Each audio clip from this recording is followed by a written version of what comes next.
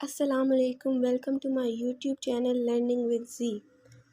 मैंने अपनी previous lecture में आपके साथ रीडिंग से रिलेटेड, वर्ड फॉर्मेशन से रिलेटेड टॉपिक्स को डिस्कस किया था। आज हम लोग नए टॉपिक्स को डिस्कस करेंगे। लेसन नंबर 11 से आज हमारा टॉपिक स्टार्ट हो रहा है, जो मैं आपके साथ डिस्कस करूँगी। Reading, understanding, reading. अब इस पूरे लेसन में भी रीडिंग से ही रिलेटेड चीज़ें हैं जो मैं आपके साथ डिस्कस करूँगी। Reading is the most important skill you will need for success in your studies. Reading से रिलेटेड इंफॉर्मेशन है कि रीडिंग जो है बहुत ज़्यादा इम्पॉर्टेंट है, इम्पॉर्टेंट स्किल है। हमें हर चीज़ रीडिंग से रिलेटेड आनी चाहिए। पुअर रीडिंग क्या होती है, फास्ट रीडिंग क्या होती है, अच्छी रीडिंग क्या होती है, बुरी रीडिंग क्या होती है, ये सारी चीज़ों को हम डिस्कस करेंगे।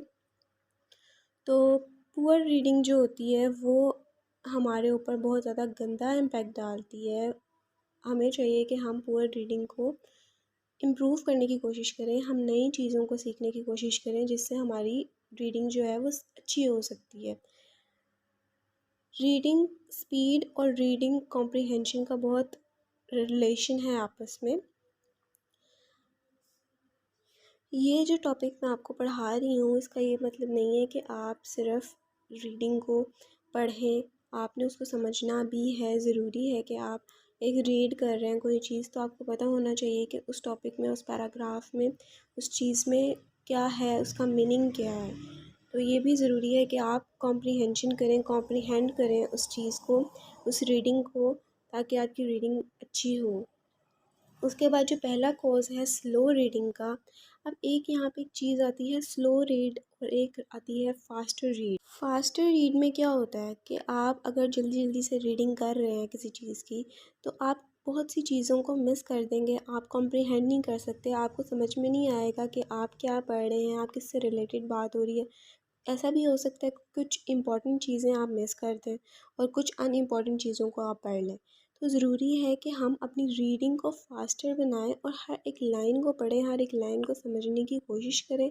अगर हम स्लो रीड करेंगे तो इसका ये भी मतलब हो सकता है कि हमारा टाइम बहुत ज़्यादा वेस्ट होगा, हमें बहुत ज़्यादा टाइम लगाना पड़ रहा है उस चीज़ पे। तो इस सब चीज़ों को, फास्टर रीड को, स्लो रीड को इम्प्रूव करने के लिए कुछ चीज़ें हैं इसमें। पहला जो कोर्स है स्लो रीड का वो वोकलाइजेशन है। वोकलाइजेशन का वर्ड है इसमें, ये थोड़ा सा हाईलाइट हुआ हुआ है, बोल्ड हुआ हुआ है। इसका मतलब है कि आप आवाज़ से अदायगी, मीन्स ये कि कुछ लोग होते हैं जो रीड करने के दौरान ऊंची आवाज़ में बोलते हैं। ठीक है, तो हमें क्या चाहिए कि हमें सिर्फ रीडिंग के लिए जो चीज़ें इम्पोर्टेंट होनी चाहिए वो माइंड है और आपकी आइज़ हैं। ये नहीं है कि हम ऊंचा बोलेंगे, लाउड बोलेंगे तो हमारी रीडिंग जो है वो अच्छी हो सकती है या हमें हर चीज़ समझ आ। हाँ, कुछ लोगों का ये भी सेंस होती है कि हम ऊंची बोलेंगे तो हमें ज़्यादा कॉम्प्रिहेंड कर सकेंगे, अंडरस्टैंड कर सकेंगे, मतलब हमारे कान भी सुन सकते हैं हम क्या बोल रहे हैं। तो ये सारा कॉन्सेप्ट नहीं है। आपकी आइज़ और आपका माइंड इनफ है कि आप रीड क्या कर रहे हैं। आंखें इसलिए कि आप क्या पढ़ रहे हैं, माइंड इसलिए कि आप क्या समझ रहे हैं। साइलेंट रीड जो होती है वो हमें करनी चाहिए। उसके बाद आता है, अब वो कह रहे हैं कि अगर आप राइटिंग के प्रिंसिपल्स को और मेथड्स को अंडरस्टैंड कर लेंगे, उसमें कौन सी रिटोरिकल डिवाइसेस यूज़ हुई हुई हैं, कौन सी टेक्निक्स यूज़ हुई हुई हैं, राइटर ने क्या चीज़ क्यों बोली है, उसका पर्पस क्या है, वो क्या कहना चाहता है, वो कैसे कह रहा है, ये सब कुछ चीज़ें, वाई, हाउ एंड व्हाट, ये 3 वर्ड्स हैं, ये 3 चीज़ें हैं जो राइटर अपनी राइटिंग में यूज़ करता है। तो आप अपनी राइटिंग को रीडिंग को इम्प्रूव कर सकते हैं। अब यहाँ पे ये 3 वर्ड्स यूज़ हुए हैं जो मैंने आपको बता दिए हैं आपको, कि राइटर ये 3 वर्ड्स यूज़ करता है, ये 3 चीज़ें यूज़ करता है, टेक्निक्स यूज़ करता है। तो आपको इन सब के मतलब पता होने चाहिए। जब आप एक पैराग्राफ पढ़ रहे हैं तो आपके माइंड में ये 3 सवाल होने चाहिए जिनका आपने एंड पे आंसर करना है। अब नीचे हम देखते हैं कि पर्पस, हमें राइटर का पर्पस पता होना चाहिए कि हमें, वो राइटर हमें क्या कन्वे करने की कोशिश कर रहा है, क्यों कर रहा है, उसका मतलब क्या है। एटीट्यूड का मतलब है कि राइटर जो है उसका एटीट्यूड क्या है, पॉजिटिव है, नेगेटिव है, अपनी राइटिंग स्टाइल से रिलेटेड, अपनी राइटिंग जो भी उसने वर्क किया है, जो भी वर्क लिखा है उससे रिलेटेड उसका एटीट्यूड क्या है, पॉजिटिव है नेगेटिव है। टोन भी यही है कि उसकी टोन कैसी है, वो फ़नी जॉक्स के बारे में बात कर रहा है, वो ह्यूमर यूज़ कर रहा है, वेट यूज़ कर रहा है, वो क्या चीज़ यूज़ कर रहा है, उसकी टोन क्या है। अब नीचे वो कह रहे हैं 3 पर्पस हैं कम्युनिकेशन के। एक, to inform, to persuade and to entertain. To inform का मतलब है कि इंफॉर्मेशन दी जा रही है, राइटर इंफॉर्मेशन दे रहा है फैक्ट्स की। रीजनिंग एविडेंस बेस्ड है, मतलब ट्रू बेस्ड स्टोरी के बारे में इंफॉर्मेशन दे रहा है वो। ठीक है। परसुएड का मतलब है कि वो कन्विंस कर रहा है, एग्री कर रहा है रीडर को या जो भी इसको पढ़ रहा है उसको। और टू इंटरटेन का मतलब है कि वो इंटरटेन के पर्पस के लिए ये राइटिंग जो है वो अपनी प्रमोट कर रहा है, वो राइट कर रहा है। यानी कि आप अगले को उसका मूड चेंज करने की कोशिश कर रहे हैं, आप उसको इंटरटेन कर रहे हैं। आप अपनी राइटिंग स्टाइल में कुछ ऐसी चीज़ों को ऐड कर देते हैं जिससे ऑडियंस का जो माइंड है वो अगर बोर हो रहे हैं तो वो चेंज हो जाता है। That is entertain. उसके बाद एटीट्यूड है वो जो मैं आपको बता चुकी हूँ टोन के बारे में। अब इधर भी उन्होंने एटीट्यूड को थोड़ा डिटेल में डिफ़ाइन किया है। एटीट्यूड से रिलेटेड है कि वो राइटर जो है वो कूल है, उसकी जो राइटिंग स्टाइल है वो लॉजिकल है, एंगर यूज़ कर रहा है, वो क्या चीज़ है, फ्राइटनिंग यूज़ कर रहा है, सिचुएशन के अकॉर्डिंग एटीट्यूड उसका क्या है। तो वो इसमें कह रहे हैं कि राइटर जो है वो अपनी पैराग्राफ्स को एक ऑर्गेनाइज्ड वे में कन्वर्ट कर देता है। लाइक अगर हम डेफिनेशन दे रहे हैं किसी चीज़ की तो हम उसके नीचे उसकी एग्जांपल देंगे ताकि हमें थोड़ा और क्लियर हो जाए। अगर हम कॉज बता रहे हैं तो हम इफ़ेक्ट भी बताएंगे, अगर हम कंपैरिजन बता रहे हैं और कंट्रास्ट भी बताएंगे। तो ये वो सब डिवीजन्स कर देता है जो सेपरेट करती हैं एक दूसरे को। और फिर उसके बाद जो है हाउ का वर्ड यूज़ हुआ हुआ है कि ये वो क्यों करता है, तो इसका डिटेल आपको मिल जाएगी, आप पढ़ेंगे तो आपको थोड़ा और क्लियर समझ में आ जाएगा। मैं सिर्फ आपको कॉन्सेप्ट देने की कोशिश कर रही हूँ। उसके बाद है reading and understanding and approach to comprehension. इसमें हमने क्या देखना है, कॉम्प्रीहेंशन को देखना है कि हम कैसे अंडरस्टैंडिंग कर सकते हैं। तो राइटिंग को दो राइटिंग की टू वैरायटीज़ हैं, एक इमेजिनेटिव है, एक प्रैक्टिकल है। इमेजिनेटिव वो है जो क्रिएटिव है, जो राइटर जो है अपने माइंड से सोचता है, माइंड से लिखता है, और मतलब कि इमेजिनेटिव होता है, वो कोई ट्रू बेस नहीं होता, रियलिटी बेस नहीं होता। प्रैक्टिकल वो होता है जो फैक्ट्स पे बात होती है, जो ट्रू बेस्ड होता है, जो रीजनिंग पे बात होती है, जो फैक्ट्स पे बात होती है, जो फैक्ट्स से रिलेटेड है, रीजनिंग से रिलेटेड है, एविडेंस से रिलेटेड है, वो प्रैक्टिकल होता है। उसके बाद ये कुछ सवाल हैं जो हमारे माइंड में आते हैं रीडिंग के दौरान। मीनिंग एक वर्ड है यहाँ पे, एग्जीक्यूट। एग्जीक्यूट का मतलब हमारे माइंड में आ जाता है कि ये मतलब है, लेकिन हो सकता है कि राइटर ने उसका मतलब कोई और वहाँ पे यूज़ किया हो, किसी और पर्पज़ के लिए उसे यूज़ किया हो। तो हमें ये अपनी चीज़ माइंड में रखनी है कि हमें जो सूटेबल है, हमारे लिए जो ठीक है, हमें किस का मतलब, इस वर्ड का मतलब किस सेंस में चाहिए, हमें किस सेंस में लेना चाहिए इसका मतलब। फैक्ट्स, सेकंड है फैक्ट्स। तो राइटर ने फैक्ट के ऊपर बात की होती है कि जैसे राइटर ने बिल्कुल ट्रू बात की होती है, रियलिटी के ऊपर बात की होती है कि हमें अंडरस्टैंडिंग करने में इजी हो जाता है कि अच्छा ये इसका इमेजिनेटिव वैरायटी नहीं है, लैंग्वेज नहीं है, ये इसका प्रैक्टिकल है। उसके बाद है reading between the lines. Writer जो है वो डायरेक्टली फैक्ट्स को यूज़ नहीं कर देता, वो इनडायरेक्टली यूज़ करता है इसे सिचुएशन के अकॉर्डिंग। डायरेक्टली नहीं बताता कि मैं इस चीज़ के बारे में बात करने की कोशिश करूँ। मेटाफोरिकल लैंग्वेज कहते हैं कि राइटर डिफ़ाइन कर रहा है अपनी राइटिंग में कुछ और, लेकिन वो कहना कुछ और चाह रहा है, उसका मीनिंग कोई और है, उसका पर्पस कोई और है। मेटाफोरिकल लैंग्वेज ये होता है। अब है स्टाइल। स्टाइल में है कि राइटर का राइटिंग स्टाइल ऑब्वियस सी बात है कि हर चीज़ में चेंज होगा।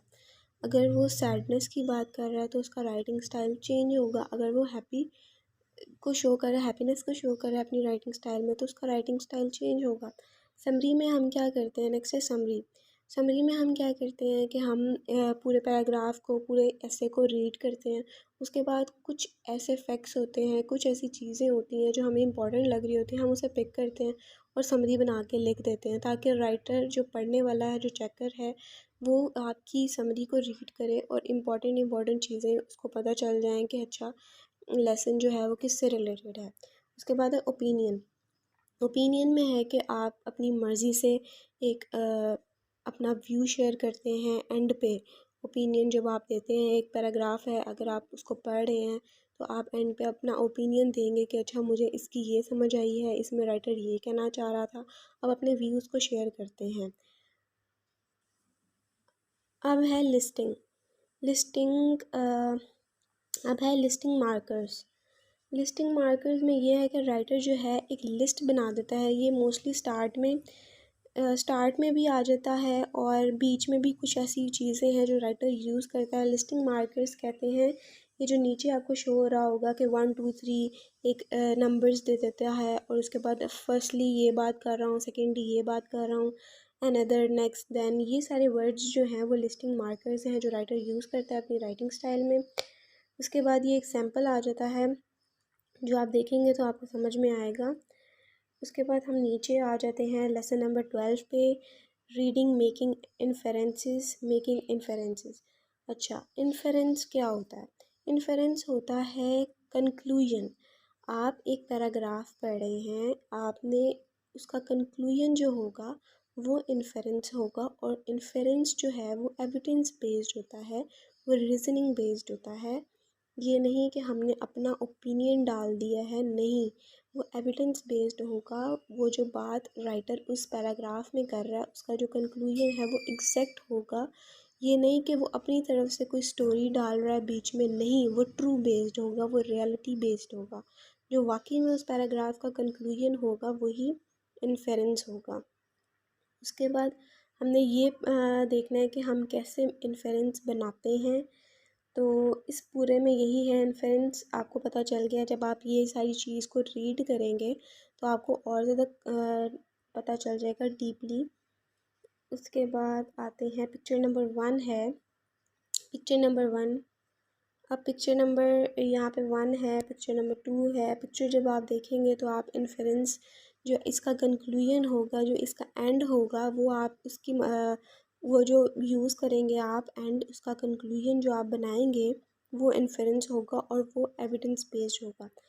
उसके बाद क्या कहते हैं, नीचे हम देखते हैं इन्फेरेंसेस इन लिटरेचर। लिटरेचर में इन्फेरेंसेस का क्या मतलब है? रीडिंग जब आप करते हैं नॉवेल्स की, शॉर्ट स्टोरीज़ की, पोइट्री की, तो हम इन्फेरेंसेस बहुत ज़्यादा देखते हैं। नॉन फिक्शन राइटर जो होते हैं वो स्ट्रेट फॉरवर्डली, उनका वे यही होता है कि वो फैक्ट्स पे बात करते हैं, उनका जो मटेरियल होता है वो फैक्ट्स बेस्ड होता है, तो वो डायरेक्टली बता देते हैं कि उनका क्या मतलब है। और नॉन फिक्शन जो राइटर्स होते हैं, जो क्रिएटिव राइटर्स होते हैं, वो सिचुएशन के अकॉर्डिंग, वो सीन्स के अकॉर्डिंग डिस्क्राइब करते हैं कि उनका कहने का क्या मतलब है। तो यहाँ पे एग्जांपल्स दी हुई हैं कि नॉन फिक्शन राइटर जो है वो इस तरह से इन्फेरेंस को यूज़ करता है और फिक्शन राइटर जो है वो इस तरह से यूज़ करता है। Henry was angry at his wife, ये नॉन फिक्शन राइटर की एग्जाम्पल मीन्स था कि वो डायरेक्टली स्ट्रेट फॉरवर्डली बता देता है कि उसका क्या मतलब है। हेनरी था जो एंग्री था अपनी वाइफ से, ठीक है।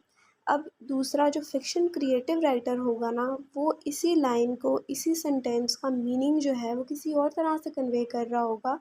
वो 3 4 बातों को इनडायरेक्टली डाल देगा और वो अगले को कंफ्यूज करके फिर यूज़ करेगा, वो अपना मतलब बताने की कोशिश करेगा। अब है हमारे पास lesson number 13, reading assessing the text. इसमें हमने क्या करना है, फैक्ट फ्रॉम ओपिनियन, इन दोनों का डिस्टिंग्विश करना है, इन दोनों को, इनका डिफरेंस देखना है। फैक्ट क्या होता है, ओपिनियन क्या होता है। और सेकेंडली हमने ये देखना है कि टाइम सीक्वेंसेस इन प्रैक्टिकल साइंटिफिक टेक्स्ट। तो सबसे पहले तो हम ये देखते हैं फैक्ट्स किसको कहते हैं। फैक्ट होता है ट्रू बेस्ड, रियलिटी बेस्ड, कि हमने अपने तरफ से कोई बात नहीं डाली, हमने एविडेंस बेस्ड बात की है, हमने फैक्ट के थ्रू बात की है कि हाँ ये, अगर हम पुरानी हिस्ट्री देखते हैं, लाइक हम क्या करते हैं, हम बुक्स में सर्च करते हैं कि हमसे कोई मिस्टेक ना हो, हम कोई अपनी तरफ से क्रिएटिविटी ना डाल दें, कोई इमेजिनेटिव वर्ड ना डाल दें। हम एग्जैक्ट वर्ड को सर्च करते हैं और देन हम अपनी इंफॉर्मेशन में लिखते हैं, हम अपनी राइटिंग में लिखते हैं कि हमने ये चीज़ सर्च की है फ़लाँ जगह से और इसका ये fact, this is the fact, कि हम एक ट्रू बेस्ड स्टोरी पे बात कर रहे हैं। अगर हम हिस्ट्री की कोई बात कर रहे हैं, हम 18th सेंचुरी ले लेते हैं। 18th सेंचुरी में कौन से राइटर थे, क्या क्या वहाँ पे होता था, उनका रहने का तरीका क्या था, कि कॉस्ट्यूम्स कैसे थे, उनके ट्रेडिशंस कैसे थे, ये सब चीज़ें हमारी, हम सर्च करते हैं, हम किसी से पूछते हैं। हमें अगर एग्जैक्ट नहीं पता होगा, हमें एविडेंस नहीं पता होगा उसका, उसकी लॉजिक नहीं पता होगी, तो हम कभी भी वो चीज़ को नहीं लिख सकते। राइटर बिल्कुल ट्रू बात करता है, डायरेक्टली बात करता है। वो नॉन फिक्शन राइटर्स जो होते हैं वो ज़्यादातर फैक्ट्स पे बात करते हैं। उनका कोई भी राइटिंग में कोई भी झूठ नहीं होता, कोई भी उनकी माइंड की तरफ से कुछ भी नहीं होता। वो सिर्फ फैक्ट्स पे बात करते हैं, रियलिटी पे बात करते हैं। वो कोई ऐसी वैसी बात नहीं करते जिसकी वजह से हमें होता है कि यार नहीं, ऐसे नहीं, ऐसे था, और हमें यकीन नहीं आता। वो बिल्कुल ट्रू बात करते हैं। उसके बाद है ओपिनियन। ओपिनियन में है कि ओपिनियन का मतलब है, जैसे मैंने आपको ऊपर भी बताया है, कि ओपिनियन का मतलब है अपना पॉइंट ऑफ व्यू शेयर करना। लाइक फ़िक्शन राइटर जो होते हैं वो अपने ओपिनियंस को शो करते हैं। एक स्टोरी वो देख लेते हैं, लाइक नेचर को देखते हैं वो, ठीक है, नेचर पे बात कर रहे हैं, नेचर के बारे में लिखना चाह रहे हैं, तो वो ये नहीं करेंगे कि हमने वहाँ पे एक ट्री देखा, वहाँ की रोड्स ऐसी थी और वहाँ पे एक अलग मतलब के माहौल था, एक अलग सिचुएशन थी। ये सब कुछ वो डिस्कस नहीं करेगा। वो स्ट्रेट फॉरवर्डली नहीं बताएगा इस चीज़ को। वो इनडायरेक्टली बात करेगा कि फ्लावर्स बहुत ज़्यादा थे वहाँ पे, और मतलब कि वो अपना ओपिनियन, अपना पॉइंट ऑफ व्यू शेयर करेगा कि मैंने वहाँ पे रह के क्या फ़ील किया, मैंने नेचर के बारे में क्या फ़ील किया। वो अपनी राइटिंग में इस तरह से लिखेगा, अपने ओपिनियंस के थ्रू। अब यहाँ पे नीचे जो है वो बहुत ज़्यादा डीप बताया हुआ है कि फ़ैक्ट क्या होता है और ओपिनियन क्या होता है। यहाँ पे अब नीचे है द सीक्वेंसेस। सीक्वेंसेस का ये है कि मार्कर्स, जैसे हमने ऊपर डिस्कस किए थे लिस्टिंग मार्कर्स, तो राइटर जो है वो अपनी राइटिंग में एक सीक्वेंस बना लेता है हर चीज़ का, कि नंबर 1 पे मैं ये बात करूँगा, सेकंड पे मैं ये बात करूँगा, मैंने वाइल यूज़ करना है, मैंने नेक्स्ट यूज़ करना है अपनी राइटिंग में। इस तरह के सीक्वेंसेस यूज़ करता है, इस तरह के मार्कर्स यूज़ करता है, जिसकी वजह से हमें हेल्प होती है, हमें मदद मिलती है कि अगली लाइन में क्या होने वाला है। एक कंट्रास्ट बना देता है, एक कंपैरिजन बना देता है दो सेंटेंसेस का, दो क्लॉजेस का। इसको हम सीक्वेंसेस कहते हैं। कि सबसे पहले तो हम अगेन वही कि सीक्वेंस के साथ ही ये शो हो रहा है कि टाइम सीक्वेंस भी यही होगा कि सबसे पहले हमने ये चीज़ डिस्कस करनी है, क्रोनोलॉजिकल ऑर्डर यूज़ करना है, लॉजिकल ऑर्डर यूज़ करना है, कैजुअल ऑर्डर यूज़ करना है, ये टाइम सीक्वेंस में आएगा। अब नीचे ये सैम्पल पैराग्राफ है, इसको आपने पढ़ना है। एक्सरसाइजेस को आपने मस्ट रीड करना है, उनके आंसर्स देने की कोशिश करनी है। इस तरह से आपको और ज़्यादा हेल्प मिलेगी अपनी इंफॉर्मेशन को अच्छा बनाने में, इम्प्रूव करने में। आपको बहुत ज़्यादा इंफॉर्मेशन और ज़्यादा मज़ीद मिलेगी, इसलिए आपने एक्सरसाइजेस को स्किप नहीं करना, उसको सॉल्व करने की कोशिश करनी है। इसकी वजह से आपकी इंफॉर्मेशन और ज़्यादा इम्प्रूव होगी। लेसन नंबर 14 है रीडिंग असेसिंग टेक्स्ट।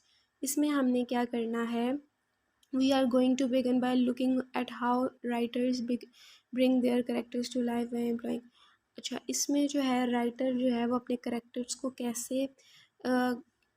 कैसे मतलब कि इंट्रोड्यूस कराता है, राइटर करेक्टर्स के थ्रू कैसे एक सेंस क्रिएट करने की कोशिश करता है, अगले को अपनी बात कन्वे करने की कोशिश करता है, वो कौन सी टेक्निक्स को यूज़ करता है। एक राइटर है वो अपनी राइटिंग स्टाइल में डिफरेंट करेक्टर्स को यूज़ करता है कि फ़लाँ बंदे का नाम ये है, फ़लाँ बंदे का नाम ये है, ये इसकी माँ है, ये इसका बेटा है। इस तरह से अपने करेक्टर्स को शो करता है और उनकी वजह से, उनकी हेल्प से हमें अपनी थॉट्स, जो भी वो सोच रहा है, जो भी उसके माइंड में है, वो हमें कन्वे करने की कोशिश करता है अपने करेक्टर्स के थ्रू। लाइक करेक्टर का क्या काम होता है, राइटर जो है वो एक्शन प्ले करा रहा होता है कहीं जगह पे, कोई एक्शन की स्टोरी होती है, कोई वर्ड्स बोल रहा होता है, कोई डायरेक्ट स्टेटमेंट्स यूज़ कर रहा होता है, कहीं पे वो कंपैरिजन एसोसिएशंस कर रहा होता है। ये सब चीज़ें हैं। तो यहाँ पे ये डीपली थोड़ा बताया हुआ है कि एक्शन जैसे वो क्या करता है, करेक्टर परफॉर्म करता है एक्शंस को, राइटर उसे कोई भी एक्शन प्ले करने का कह देता है, कोई भी एक्शन करने का कह देता है। वो जो भी कर रहा है, जैसे एक मदर है, वो जो भी एक्शन प्ले करेगी, जो भी रोल उसका है, वो जो कुछ भी कन्वे करने की कोशिश कर रही है, उसका क्या एक्शन है, वो उसका करेक्टर का एक्शन होगा। लाइक यहाँ पे पीप सिस्टर, अब पीप सिस्टर यहाँ पे जो एक्शन प्ले करेगी, जो भी काम करेगी, जो भी मैसेज कन्वे करेगी, जो भी इंफॉर्मेशन कन्वे करेगी, वो इसका एक्शन होगा। उसके बाद यहाँ पे ज़्यादा थोड़ा सा एग्जांपल दी हुई है चार्ल्स डिकन की ग्रेट एक्सपेक्टेशंस के वर्क की। उसके बाद है स्पीच। स्पीच में क्या करता है, राइटर जो होता है करेक्टर को कुछ वर्ड्स दे देता है, कोई सेंटेंसेस दे देता है।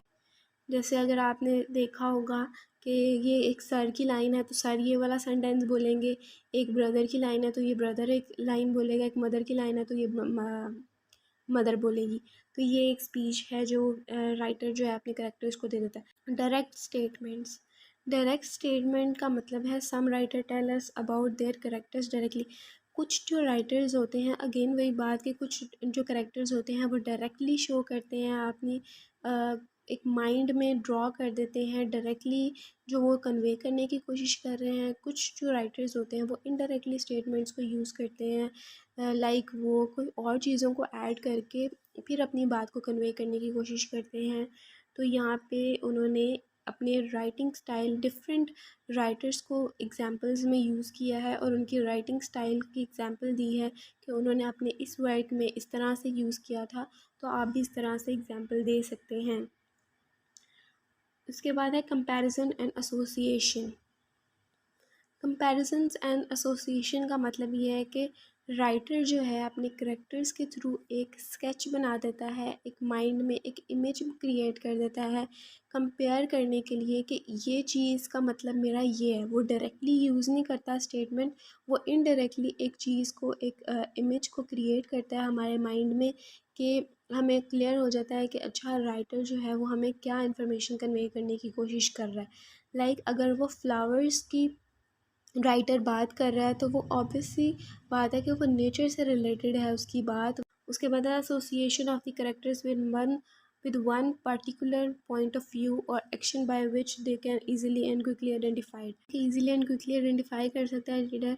लाइक एग्जांपल है हार्ड टाइम्स की।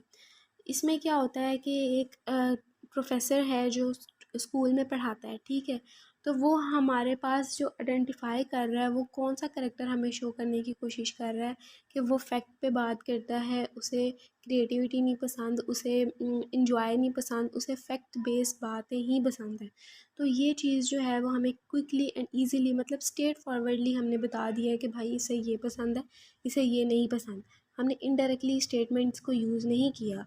तो इसकी वजह से हमें इजीली एंड क्विकली आइडेंटिफाई हो जाता है हमें कि राइटर जो है वो हमें कौन सा करेक्टर शो करने की कोशिश कर रहा है। अब है हमारे पास lesson number 15, evaluating text interpreting visual data. इसमें हमने क्या करना है, सबसे पहले तो हमने इंटरप्रेटिंग विजुअल डाटा को डील करना है। सेकंड पे हमने मेक कंपैरिजन बनाने हैं। तो विजुअल डाटा, अब राइटर जो है इसमें अपनी टेक्स्ट बुक में टेबल्स को यूज़ करता है, ग्राफ्स को यूज़ करता है, मैप्स को यूज़ करता है, अपनी इंफॉर्मेशन इनके थ्रू कन्वे करने की कोशिश करता है। तो हम ये सब कुछ टेक्स्ट बुक में देखते हैं। तो टेबल में क्या करता है वो, सबसे पहले टेबल, एक हम अगर टेक्स्ट बुक को ओपन करते हैं, हम टेबल से उसने बनाया होता है कि मैं ये टॉपिक्स हैं, आप ये पेज नंबर इस पे है, ये पेज नंबर इस पे है टॉपिक। तो हमें टेबल के थ्रू कंफर्म हो जाता है कि अच्छा ये हम पेज नंबर खोलेंगे डायरेक्टली तो हम उस टॉपिक पे पहुंच जाएंगे। ग्राफ में ये है कि ग्राफ बना देता है कि इस टाइम से लेके इस टाइम तक ये है और उस टाइम से लेके उस टाइम तक ये। ग्राफ्स को यूज़ करता है, मैप्स बना देता है, मैप्स के थ्रू डाटा कन्वे करता है, ग्राफ्स के थ्रू डाटा कन्वे करता है। मतलब अगर हम पूरा पैराग्राफ पढ़ रहे हैं, हम सिर्फ उसकी इमेज देखेंगे, हम टेबल देखेंगे, ग्राफ देखेंगे, मैप देखेंगे, तो हमें उसकी हेल्प से भी थोड़ा क्लियर हो जाएगा, और ज़्यादा क्लियर हो जाएगा कि हमने पैराग्राफ किससे रिलेटेड पढ़ा है। हमें थोड़ा आसानी हो जाएगी उस पैराग्राफ को समझने में।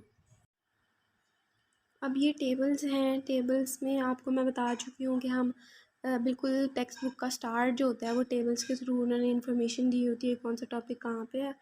तो उसके बाद आते हैं हम नीचे ग्राफ्स में भी यही होता है, ग्राफ के थ्रू अपनी इन्फॉर्मेशन को और ज़्यादा मज़ीद हाईलाइट किया होता है राइटर ने। ये देखें, ये ग्राफ पिक्चर में अगर आपको नज़र आ रहा है तो ग्राफ्स के थ्रू हम अपनी इन्फॉर्मेशन को और ज़्यादा इम्प्रूव कर सकते हैं। उसके बाद बार ग्राफ्स है, मैप मैप रीडिंग। अब पाकिस्तान का जो मैप है उसमें हम देख सकते हैं, अब ये जो कंट्रीज़ हैं बहुत ज़्यादा क्लोज़ नहीं है, लेकिन एक मैप की हेल्प से हमें पता चल जाता है कि चाइना और रशिया में इतना डिफरेंस है, नॉर्थ कोरिया और साउथ कोरिया में इतना डिफरेंस है, सी एंड और जापान, ये सारा आप चीज़ें देख रहे हैं, इसकी हेल्प से हमें पता चल जाता है। मैप के थ्रू हम लोग ये पता लगा सकते हैं। अब ये जो लेसन्स हैं वो एक दूसरे से लिंक हैं, कनेक्टेड है। इसका ये मतलब नहीं है कि हर लेसन एक दूसरे से चेंज है। जो पिछले लेसन्स में मैंने बात की है, मोस्टली वही बात हर लेसन में रिपीट हुई भी है। तो लेसन नंबर 16 है रीडिंग एवेल्युएटिंग टेक्स्ट।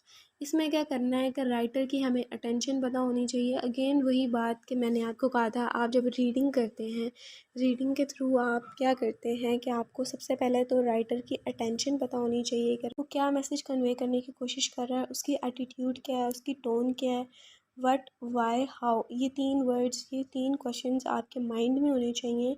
आपको इन तीनों के आंसर्स अपनी जो भी रीड आप कर रहे हैं, नावल रीड कर रहे हैं, पैराग्राफ रीड कर रहे हैं, ऐसे रीड कर रहे हैं, तो आपको इन तीनों के answers end of the paragraph आपको इनके आंसर्स आने चाहिए। तो इसमें क्या होता है, राइटर की अटेंशन पे बात, ठीक है। और उसके बाद फैक्ट फ्रॉम ओपिनियन है, जो उसकी स्टाइल है वो फैक्ट के ऊपर है। उसने कोई भी अपनी तरफ से नहीं बात की हुई, लाइक ओपिनियन को यूज़ नहीं किया हुआ, उसने फैक्ट के ऊपर बात की हुई। अगर वो ओपिनियन की बात कर रहा है तो उसने फैक्ट को यूज़ नहीं किया हुआ। तो टोन उसकी क्या है, उसकी टोन क्या है। उसके बाद है सिचुएशनल आयरनी। सिचुएशनल आयरनी कहते हैं कि आपने एक्सपेक्ट कुछ किया था लेकिन हुआ कुछ है। लाइक पूरा आप नावल रीड कर रहे हैं, ठीक है, अब आप एक्सपेक्ट कुछ और कर रहे हैं कि इसका एंड ये होगा, उसका मिड ये होगा, लेकिन राइटर कुछ ऐसी चीज़ को यूज़ कर देता है, कोई ऐसे रिटोरिकल डिवाइस को यूज़ कर देता है, कोई ऐसी टेक्निक्स को यूज़ कर देता है जो कुछ और हो जाता है। होना कुछ और था लेकिन हो कुछ और गया है। ये सिचुएशनल आयरनी है, जो आप सोचते कुछ हैं लेकिन हुआ कुछ है। वर्बल आयरनी होता है what is said and what is meant. ये एग्जैक्ट ऑपोजिट होता है या फिर ये नियर ऑपोजिट होता है मतलब के। यानी कि एक राइटर ने अपनी टेक्निक यूज़ की है वर्बल आयरनी। मीन्स ये है कि उसने एक डायरेक्टली नहीं बताया उसका मतलब कहने का क्या था, इन्फॉर्मेशन को डायरेक्टली कन्वे नहीं किया, बल्कि उसने ऑपोजिट मीनिंग उसका बता दिया है। एक क्लोज मीनिंग, मतलब कि एक मीनिंग है उसका थोड़ा सा मिलता जुलता, उससे ऑपोजिट मीनिंग को बता दिया है कि लाइक आपको रीडर को पढ़ने वाले को ये समझ में आ जाए कि उसका मतलब क्या था, ये बजाय इसके कि वो डायरेक्ट मीनिंग कन्वे करता। आर्ग्यूमेंट का मतलब है कि वो परसुएसिव एंड लॉजिकल एविडेंस दे रहा है। लाइक आर्ग्यूमेंट में वो कन्विंस करने की कोशिश कर रहा है रीडर को कि वो ये उसका कहने का ये मतलब है, और वो इस तरह से नहीं, वो फैक्ट की बेस पे, वो लॉजिकल की बेस पे एविडेंस देगा कि वो हाँ मेरा मतलब यही है, ये एग्जैक्ट इसका मतलब कि वो आर्ग्यूमेंट कर रहा है कि मैं कन्विंस करने की कोशिश कर रहा है रीडर को कि उसका मतलब ये है। अब नेक्स्ट है फॉलीज।